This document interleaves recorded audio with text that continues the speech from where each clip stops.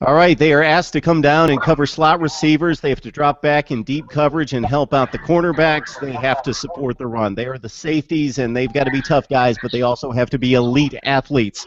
We're looking at the top 5 at every position in the Pac-12, and we've made our way to the safety position. And we're going to start it out with Matt Lozano of LA Sports Hub. We also have Jack Coleman from Pacific Takes with us, Kalen Jones of House of Sparky from SB Nation. But, Matt, we start with you. Let's go with the top 5 safeties on your board.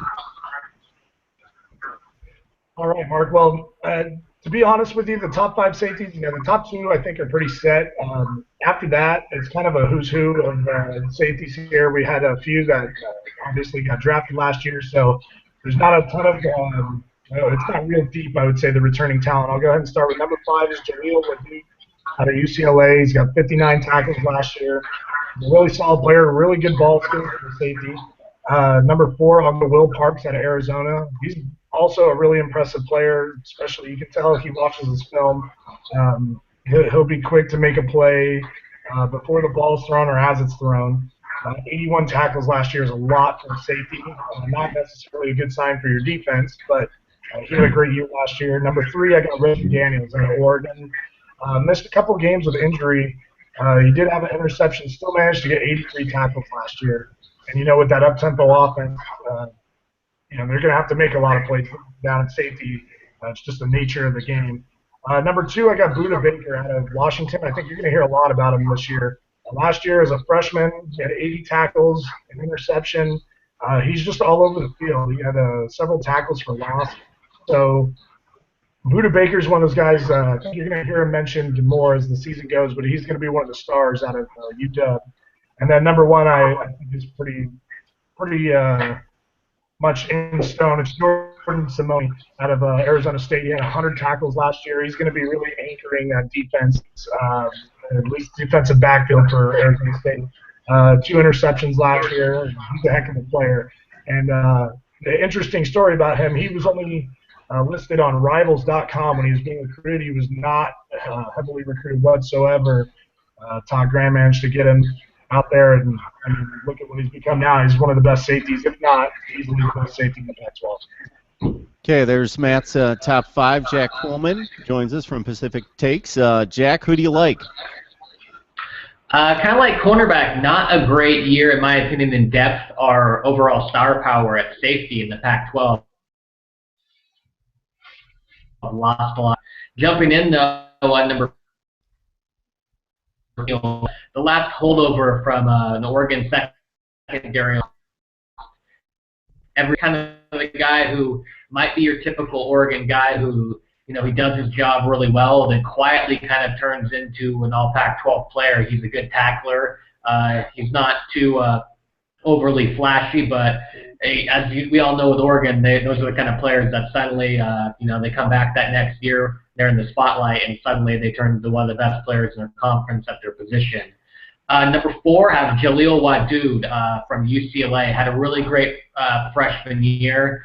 Kind of one of those guys who flashed what he can do, who I expect as a sophomore to really break out and kind of really show what he can do on a consistent basis. Number 3, Zach Hoffpower from Stanford. He's kind of overshadowed by Jordan Richards last year, but this year he's going to be the number 1 guy in the secondary for Stanford. He's your typical, bruising, a lot of tackles, and really help out the run game.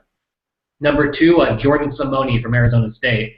Kind of simply a tackling machine guy who just never misses a play, makes all the plays in front of him, doesn't make mistakes, and just kind of an overall leader for that defense down there in Tempe.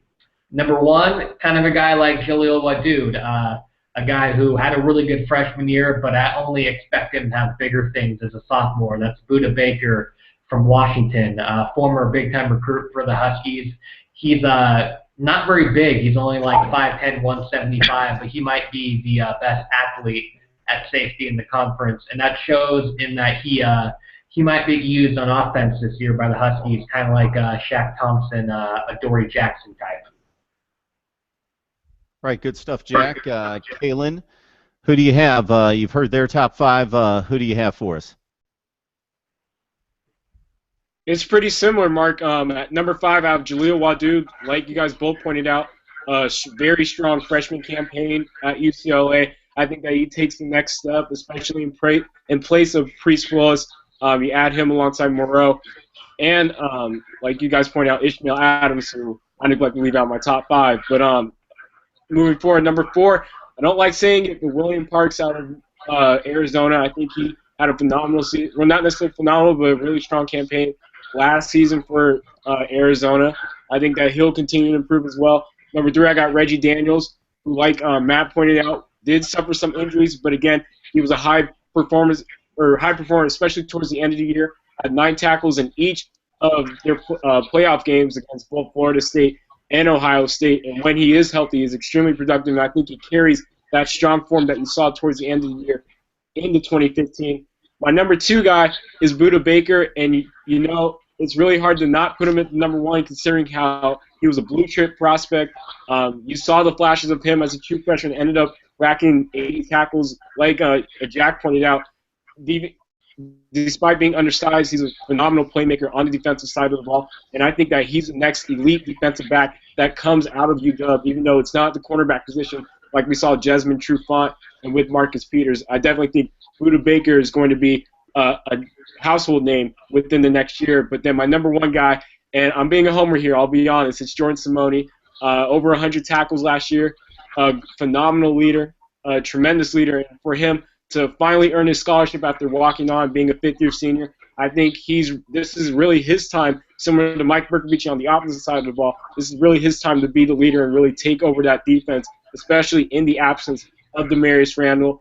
I think this is really going to be Simone's chance to really solidify himself, not only as a great player at the college ranks, but really improve upon his draft stock, which has exploded ever since last season.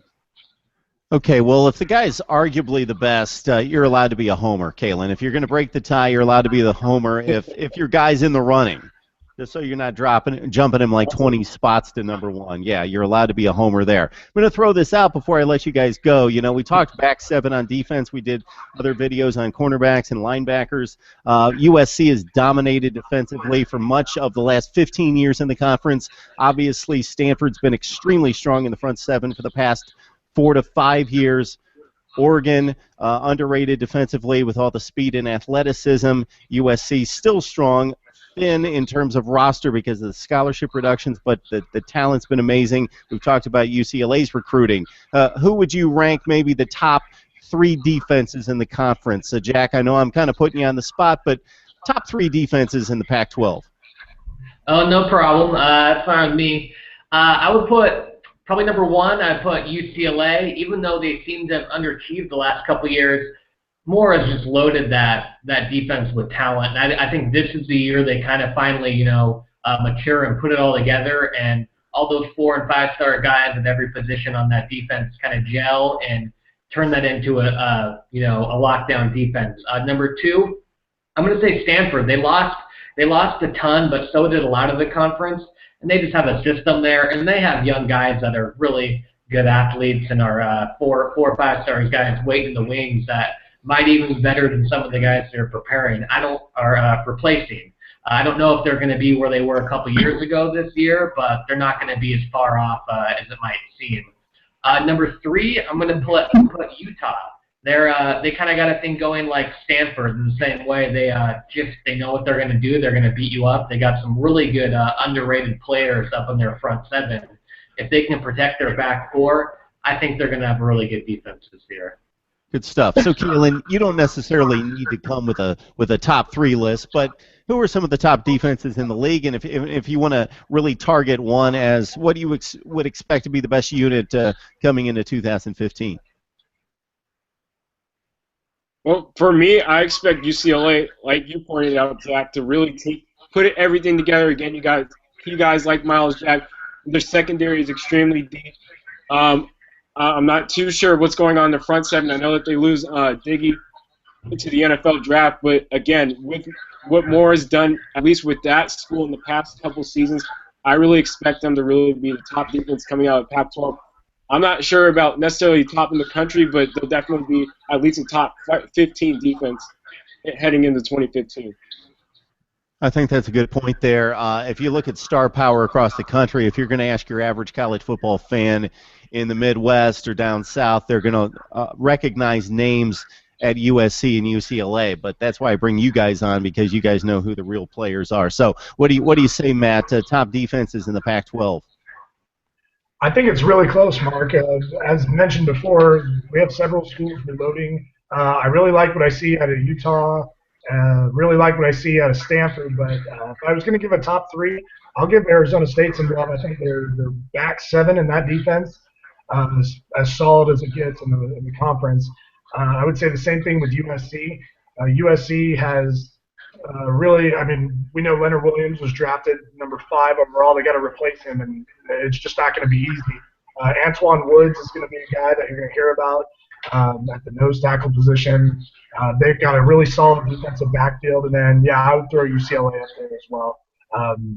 They really, for the biggest reason being, they've got at least a returning guy at each one of the levels of their defense. I mean, they returned some of their defensive line. They've got Miles Jack. Look out for a guy, Jayon Brown, who wears number 13 for UCLA. He looked really good in the spring game, and I expect him to make a name for himself this year. He's been all Pac-12 special teamer, but he's going to get to start this year on defense for them. And then their back seven, as we mentioned before, they've got a safety and 2 corners in there, so they're solid all around. Okay, from left to right, we got Jack Fullman from Pacific Takes. We got Kalen Jones from House of Sparky, and also LA Sports Hub, Matt Lozano on the right. And guys, when I go to talk Pac-12 football, I look you guys up, so I appreciate the information and the insight. Anytime. Of course. Thanks, Mark. Thank you, Mark.